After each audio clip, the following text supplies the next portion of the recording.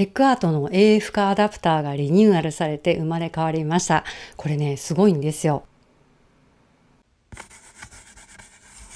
どうも皆さんこんにちは。これね、何十年も前のオールドレンズでも最近のマニュアルレンズでもこれに接続するだけで AF レンズに変身します。製品リンクは概要欄に書いておきます。私以前これの前のモデルを使ってみたいなと思って2018年に購入してこのチャンネルでも紹介しました。その時もすごいなとは思ったんですけど、その時ね、私がメインで組み合わせて使いたかったレンズといまいち相性が良くなかったので、その後しばらくして手放しました。でその後何年かしてから私がそのアダプターを購入した販売店さん、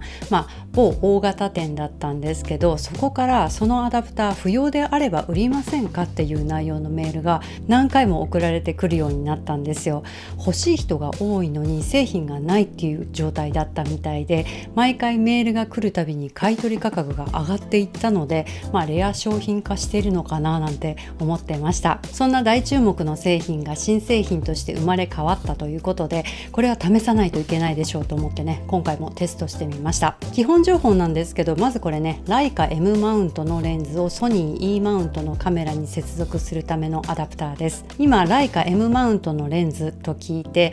それじゃあ自分は関係ないなって思った方、これがねちょっとややこしくなっちゃうんですけど、もう一つマウントアダプターをかませることでライカ M マウント以外のレンズでも使えちゃいます。実際私ライカ M マウントのレンズ持ってないので、今日は違うレンズを組み合わせてテストしていくんですけれども、それがこれらのレンズです。フィルムカメラ時代のレンズ、この3本です。28mm、55mm、135mm で広角、標準、望遠とちょうど3種類あるので、それぞれのレンズを組み合わせてアダプターとの相性を見ていきたいと思います。ちなみにこれらのレンズは M42 マウントということで、この AF 化アダプターと接続するには M42 マウントをライカ M マウントに変換するアダプターが必要になります。私が使っているのは K&F コンセプトのものです。じゃあちょっと接続してみます。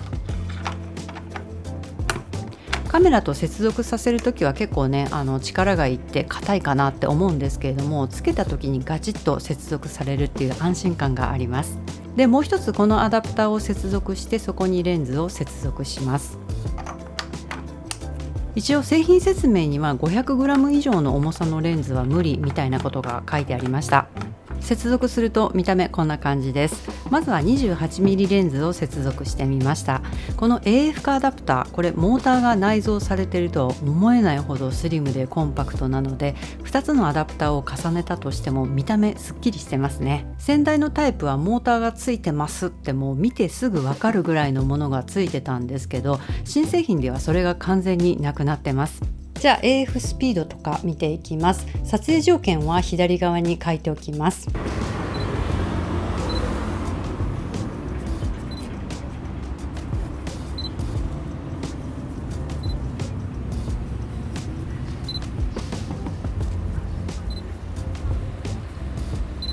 どうですかこの AF スピード。後から無理やり AF にしたとは思えないなかなかのスピードなんじゃないでしょうか。日常のスナップ撮影とかで使用するにはストレスないんじゃないかなと思いました。でこのレンズもともと最短撮影距離が40センチなんですけど、このアダプターを使うことによって最短撮影距離がもっと短くなります。実際手元の撮影をしてメジャーで計測してみたんですけど、最短撮影距離ね26センチぐらいまで縮まってました。単純に最短撮影距離が14センチも縮まるってね、これだけでも魅力的と思ったんですけど、さらに距離メモリの設定を変えるとこれがさらに短くなります。通常撮影の際はさっき設定した通り距離メモリを無限遠のところに合わせておくんですけど、最短撮影距離付近の撮影をしたい場合、これを最短撮影距離の位置にくるっと回します。マクロ切り替えみたいな感覚ですね。そうすると最短撮影距離がおおむね20センチまで縮まりました。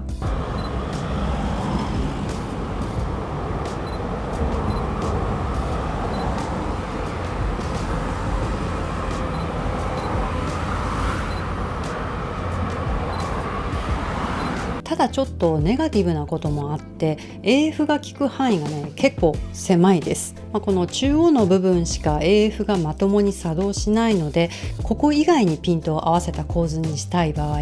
AF ロック機能を使うなどして工夫しないといけないです。一眼レフカメラを使ってきた方とかだと AF ロックで構図を決めるっていうの結構ね慣れてると思うので、そこまでマイナスポイントにはならないとは思うんですけど、最新のミラーレスカメラからカメラを始めたっていう方の場合、フレーム内どこでもピントが合うのが当たり前になってるので、ちょっとね最初戸惑うかもしれないです。じゃあ次 AFC で顔認識 AF テストします。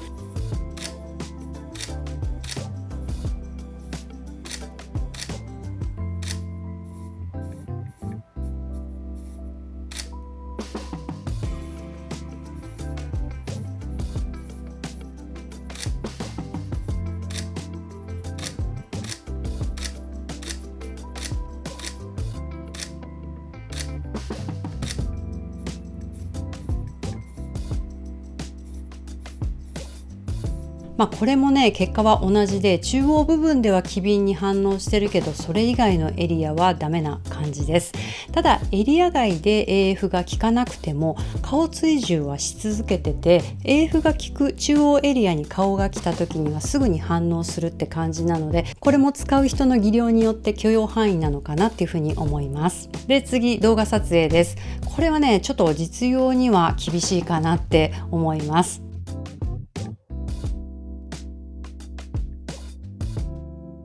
一応パッと見は顔が四角で覆われてて、一見 AF が効いてるようには見えてるんですけど、実際ね顔ボケてるので AF 効いてないです。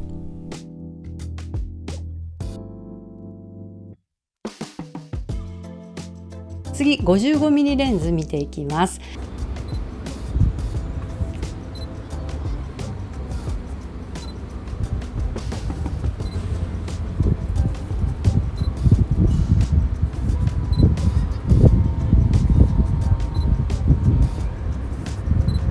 これもね特に問題ないんですけど、ただちょっとこれの場合は 28mm の時とは違いがあります。このレンズの距離メモリを基本ポジションの無限遠に設定した場合、ピントが合う区間が84センチから無限遠となりました。このレンズの最短撮影距離はもともと45センチなので、あれってなっちゃうんですけど、これもね距離メモリを調整することによって45センチよりも短い距離で AF を使うことができます。距離メモリを最短撮影距離に設定した場合、35センチから45センチまでの区間で AF が作動してピントが合いました。これで AF のスピードが遅くなるっていうこともなくて普通通りです。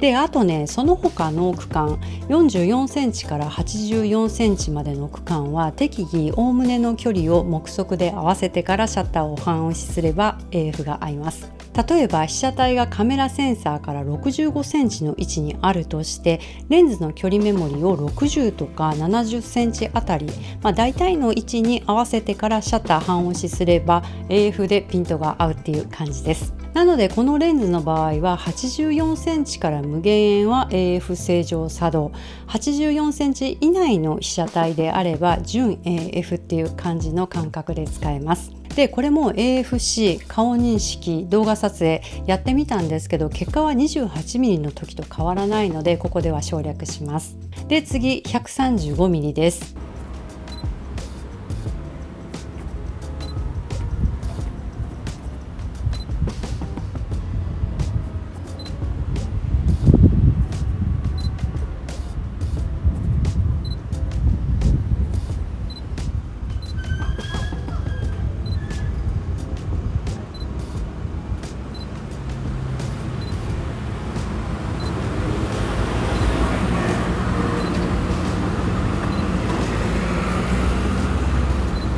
れも同じく AF が効く範囲内であればなかなか機敏な動きで使えます。ただね、このレンズもともと最短撮影距離が 1m50cm なんですけど、このアダプターを接続して距離メモリを基本ポジションの無限遠設定で撮影する場合、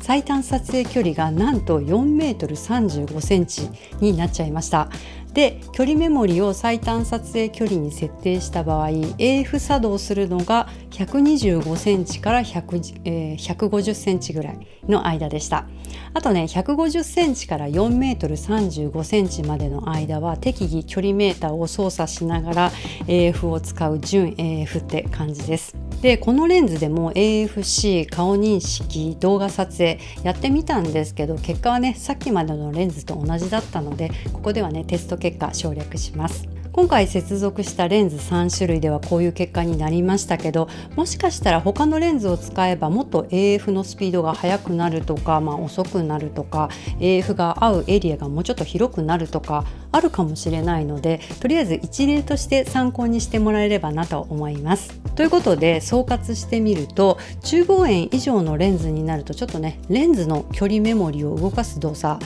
結構頻繁に併用していく使い方になるので、ちょっとそれがめんどくさいなとは思うんですけど、それでもね、マニュアルレンズが AF 化するってそれだけでもすごいですよね。さらに範囲内であれば顔認識もできます。特に私がこれいいなと思ったのは広角レンズで使う場合です。超近距離撮影をしない限りは距離メモリの操作の必要もないですし、 AF スピードもなかなか機敏なので、これは使いやすいなって思いました。ニッチな製品でどっちかっていうとマニア向けの製品なので、誰もが欲しいアイテムではないんですけど、オールドレンズ使ってみたいけどマニュアルフォーカスめんどくさいって思ってる方とか、あとフィルム時代のマニュアルレンズたくさんあるんだけど使ってないなっていう方、あともちろんね、ピュアにライカ M レンズをソニー E マウントで使いたいっていう方、このアダプターちょっと面白いアイテムなんじゃないかなと思います。ということで今日は以上です。また次回の動画で会いましょう。さようなら。